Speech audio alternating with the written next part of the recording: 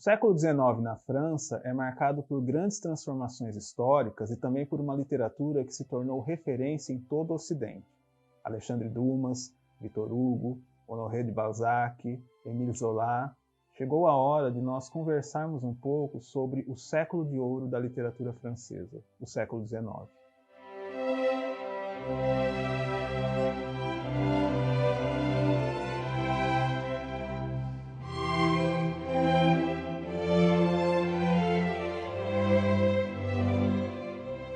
Bom, pessoal, então essa semana nós vamos conversar um pouco sobre a literatura francesa do século XIX, que é um dos períodos mais interessantes, né, dessa produção literária e também um período que legou obras fundamentais para a nossa cultura ocidental. Tá? Eu fiz aqui uma seleção de autores, né, de romancistas consagrados, e queria apresentar um pouquinho a obra deles para vocês agora. Tá? Vamos começar por um dos mais populares autores do romantismo francês, autor de romances históricos, narrativas de capa e espada, do chamado folhetim, a época em que esses romances ainda saíam publicados em fascículos nos periódicos, que é o Alexandre Dumas. Alexandre Dumas tem uma produção muito vasta, são dezenas aí de romances, alguns deles extremamente longos, e muitos desses romances foram adaptados para o público infanto-juvenil. O mais conhecido do Alexandre Dumas, a sua narrativa mais conhecida, é Os Três Mosqueteiros, que vai trazer aí as célebres figuras de Athos, Porthos, Aramis, os Três Mosqueteiros, e o protagonista da história, o D'Artagnan, que é ainda aspirante a mosqueteiro. E aí nós temos alguns personagens históricos muito marcantes, que o Dumas resgata da história da França e, claro, vai criar uma intriga, toda ela envolta numa atmosfera ficcional envolvendo essas figuras históricas, como, por exemplo, o cardeal Richelieu, que é o grande vilão da história, o rei Luís XIII, a sua esposa, Ana da Áustria. Então, além dessas figuras históricas, nós vamos ter aí uma série de criações ficcionais com as quais essas figuras vão intercambiar aí ao longo da narrativa. Vale lembrar que o nosso protagonista aqui, o D'Artagnan, também é uma figura histórica. Então, o Alexandre Dumas buscou aí das fontes históricas a figura do protagonista e aí cria uma série de intrigas, envolvendo esse personagem e aqueles que estão à sua volta. Além dos Três Mosqueteiros, que já é uma obra aí que faz parte de uma trilogia, um outro romance bastante interessante do Alexandre Dumas, também parte aí de uma trilogia de reis, da família Valois, é a Rainha Margot, que vai ter como protagonista a Margarida de Valois, que vai casar com o rei Henrique de Navarra. E esse casal vive num momento muito singular da história da França, que é justamente aquele dos conflitos entre protestantes e católicos. Então há uma série de intrigas palacianas envolvendo a história de Margarida e Henrique, a nossa rainha Margot, vamos lembrar que Margot é o apelido da princesa, que vai ascender ao trono, e por trás desses conflitos, o que nós vamos ter são intrigas palacianas, jogos ali de disputa pelo poder. A grande vilã da história, que é a mãe da Margot, que é a Catarina de Médicis. E uma das cenas mais conhecidas do romance, também de fundo histórico, é a chamada Noite de São Bartolomeu, quando milhares de protestantes foram massacrados nas ruas de Paris. Então houve ali uma espécie de golpe, um plano arquitetado ali nos bastidores do poder, e naquela noite, na chamada Noite de São Bartolomeu, esses protestantes acabaram sendo massacrados pelos católicos. Tá? Essa é uma das grandes cenas aqui da história, mas a intriga é muito mais extensa, muito mais detalhada e muito mais longa. Vale lembrar que o Alexandre Dumas ele é responsável pela imagem que nós temos desses dois grandes vilões, né, o cardeal Richelieu e a Catarina de Médicis, que, obviamente, na história, né, no plano histórico, eles não eram essas figuras tão tenebrosas quanto o Alexandre Dumas pinta aqui nos seus romances. Mas a imagem que ficou para a cultura ocidental é essa, né, do cardeal Richelieu e da Catarina de Médicis como dois grandes vilões, manipuladores, né, arquitetores de intrigas que envolveram ali, inclusive, mortes, mandados de assassinato, entre outras coisas. Tá? Mas é uma visão ficcional aí que o Alexandre Dumas traz para nós. Outro escritor, filho do Alexandre Dumas, né, chamado de Alexandre Dumas Filho, também que traz para nós uma obra muito popular e que é um dos grandes referentes aí da nossa cultura romântica, é o já chamado Alexandre Dumas Filho, como eu falei, e a obra é A Dama das Camélias, a grande história de amor envolvendo aí, né, a cortesã Marguerite Gautier, que se apaixona, né, por um rapaz da classe burguesa, e todo o drama, né, da família que não permite essa união, a heroína sofredora que acaba morrendo de tuberculose, também uma doença muito comum aí no século XIX, que vai ser muito aproveitada pela literatura. Então, a Dama das Camélias funciona para nós como a ideia do amor romântico, né, do amor impossível. Então, a heroína que morre por amor, né, sempre fiel aí à figura do seu amado.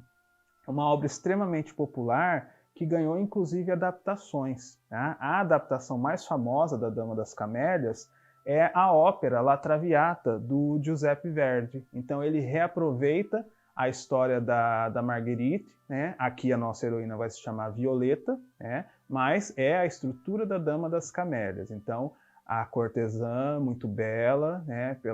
pela qual todos os homens se apaixonam e que num determinado momento vai se apaixonar verdadeiramente por um rapaz, e aí entra em cena a família desse moço para impedir a união do casal. E aí o final trágico, né, da nossa protagonista, que é mantido, né, na ópera tal qual no romance. Tá? Então, aqui nós temos o libreto, né, da ópera, com a partitura, com os CDs, né, com a peça completa, mas é uma história que também ganhou uma adaptação infanto-juvenil. Então aqui nós temos um livro infantil que é a adaptação da ópera La Traviata, inclusive com CD, para que as crianças possam ouvir, né, as grandes áreas da peça, né, mas é a história, então, de Marguerite, adaptada para o público infantil, né, dentro dessa coleção que se propõe a fazer realmente uma adaptação das peças operísticas aí para atender essa demanda do público infantil. Então, tudo isso é, obviamente, baseado no romance do Alexandre Dumas Filho, que é A Dama das Camélias. Também aqui uma adaptação já para o nosso público infanto-juvenil. Tá? Outra figura feminina marcante da literatura romântica francesa, né, também aproveitada aí no campo da ópera, é a cigana Carmen, do Prosper Mérimée. Então, a Carmen é aquela cigana bela, encantadora, que enfeitiça os homens, que em um determinado momento da narrativa, né, vai fazer com que o oficial Dom José se apaixone por ela, há toda uma intriga ali, e esse rapaz, jovem ainda, acaba se apaixonando pela cigana, foge com ela, acaba cometendo aí alguns crimes que prejudicam a sua vida, e também nós vamos ter essa história de um amor trágico, né, que vai terminar aí de forma catastrófica com a morte da nossa heroína. Tá? A Carmen entra para a cultura ocidental como o sinônimo da mulher fatal, aquela que enfeitiça os homens, que leva esses homens à loucura, mas que também paga um alto preço por isso. Tá? E o sinônimo aqui, o grande sinônimo de Carmen, é essa ideia de uma vida livre, uma vida desprendida dessas convenções sociais, que é algo que Dom José não consegue entender. Então, no momento em que a liberdade de Carmen interfere aí na conveniência desse universo burguês do Dom José, é o momento em que a história de amor caminha para o seu final trágico. tá? Como eu falei, também uma história extremamente popular que foi adaptada pelo Georges Bizet na forma de ópera, né? Então, uma das óperas mais conhecidas da nossa história, com algumas das canções mais famosas, né? Áreas que entraram para a cultura da ópera e que se tornaram extremamente populares, né? Também aqui o texto baseado na novela do Prosper Mérimée. Dentro ainda da cultura romântica francesa, o grande nome, né, o maior expoente aí da literatura do século XIX, o mais popular de todos, é o Victor Hugo, autor de Os Miseráveis, né, também uma obra que ganhou várias adaptações, né, não só dentro da literatura, mas para o cinema, para o teatro musical, e que vai se transformar num dos grandes símbolos dessa mentalidade romântica, né, apegada ainda àqueles valores da Revolução Francesa, da liberdade, da igualdade, da fraternidade. E aqui o centro de interesse é justamente mostrar esses dramas sociais, como a desigualdade social acaba criando um cenário urbano. Estamos aqui em Paris, né, na primeira metade do século XIX, em que as elites têm que conviver com as classes menos favorecidas, as classes miseráveis, e como isso vai condicionando a ação dos personagens, né? Dentro de uma história em que essas figuras populares, essas pessoas pobres são marginalizadas, são maltratadas, são desamparadas pela lei, e aí entra em cena a figura, o grande vilão da história, que é o inspetor Javert, que olha com total desprezo para a carência dessas pessoas, né? E aí entram para a nossa galeria de grandes personagens, figuras como o Jean Valjean, que é o nosso protagonista, a Fantine, que morre tentando dar o melhor aí para sua filha, a própria Cosette, a filha de Fantine, que vai ser adotada pelo Jean Valjean e vai acabar sobrevivendo em meio a todas essas atrocidades, a esses dilemas do cotidiano. Então, é uma história que questiona muito essa divisão de classes, né, que vai mostrar ali os pobres dentro da literatura como dentro de um espírito crítico, né, de reavaliar a situação social, e que vai trazer aí um fundo histórico muito importante também, né, que é justamente aquele momento pós-Revolução Francesa, quando a França sai de um império aí, empreendido, né, e chefiado por Napoleão, volta à antiga monarquia, e aí nós temos os estudantes na rua tentando lutar por ideais republicanos. Então, há uma série de conflitos, inclusive de batalhas armadas aqui, que vão movimentar a intriga desses personagens, tá? Mas é uma história de devoção, de abnegação, de caridade, de amor ao próximo, que é a meta de vida do nosso protagonista, né? Quer dizer, você praticar o bem durante a vida pensando aí em algo maior, né? Que é essa recompensa romântica aí do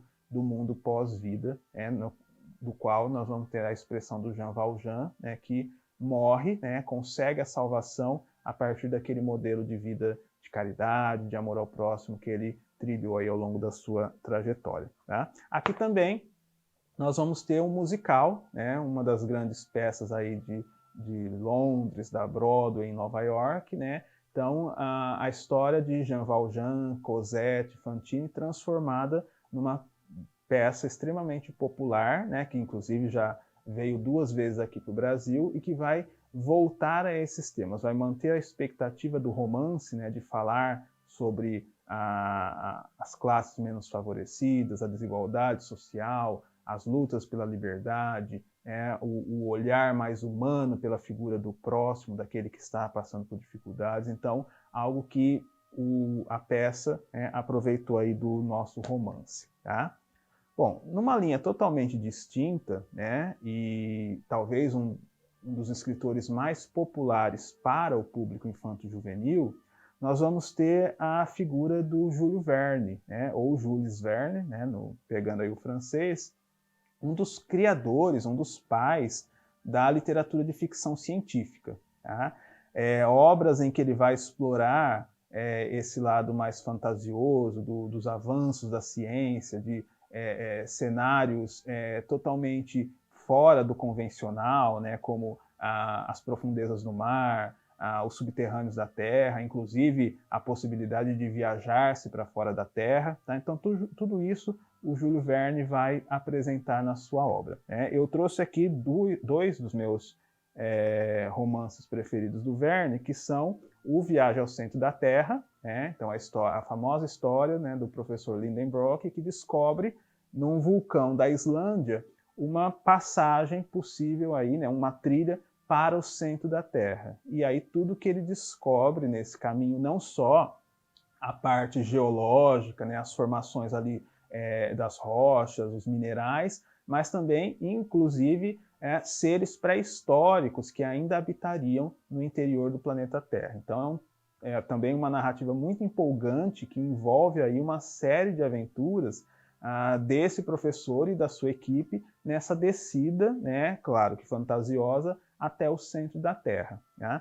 E um outro romance que tem até um personagem muito mais famoso, que é o nosso Capitão Nemo, que é o 20.000 Léguas Submarinas. Então aqui, no seu famoso submarino Nautilus, o Capitão Nemo e a sua tripulação vão cruzar os mares do planeta, né, aí pegando as profundezas aquáticas, e vão passar por as mais variadas aventuras. Inclusive, num dos momentos mais conhecidos da história, o Nautilus chega à civilização, às ruínas, né, da civilização perdida de Atlântida, né, que está aí no caminho do trajeto do Capitão Nemo. Então eles vão passar pela Atlântida, eles vão viajar pelos mares do Polo Norte, eles vão pescar pérolas submarinas, eles vivem muitas aventuras dentro dessa obra singular, né, que antecipa aí a possibilidade de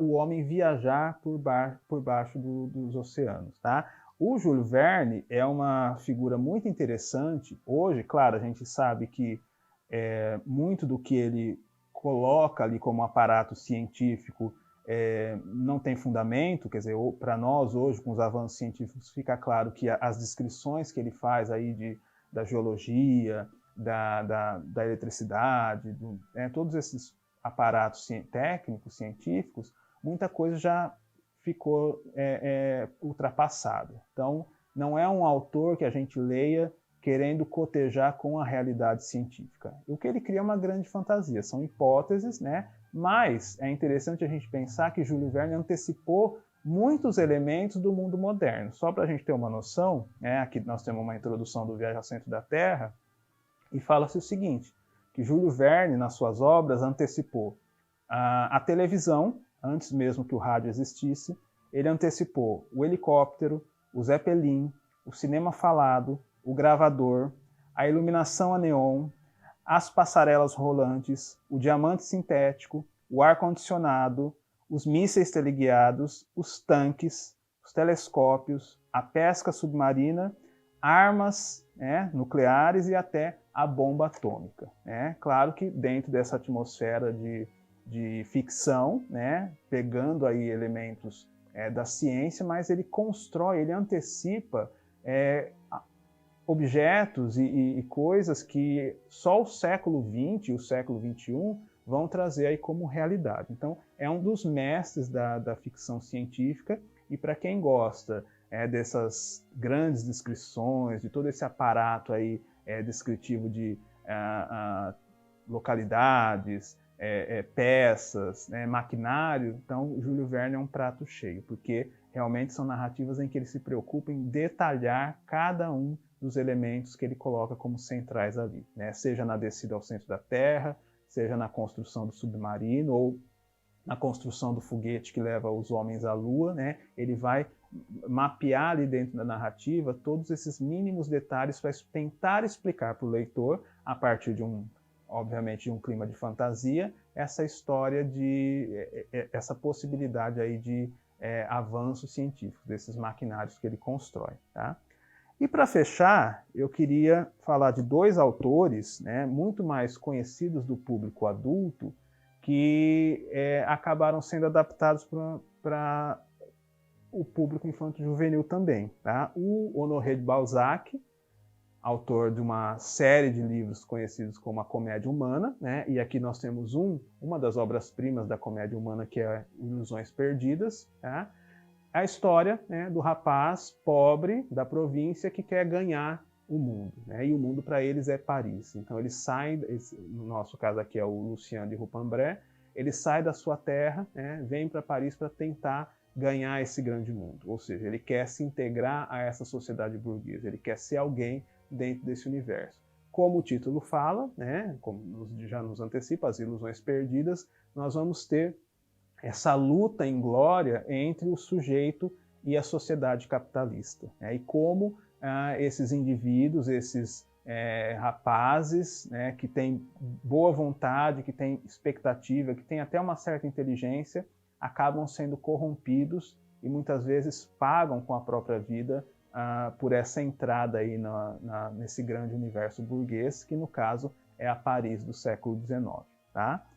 E fechando aqui a nossa apresentação de hoje, nós vamos ter do Émile Zola a obra Germinal.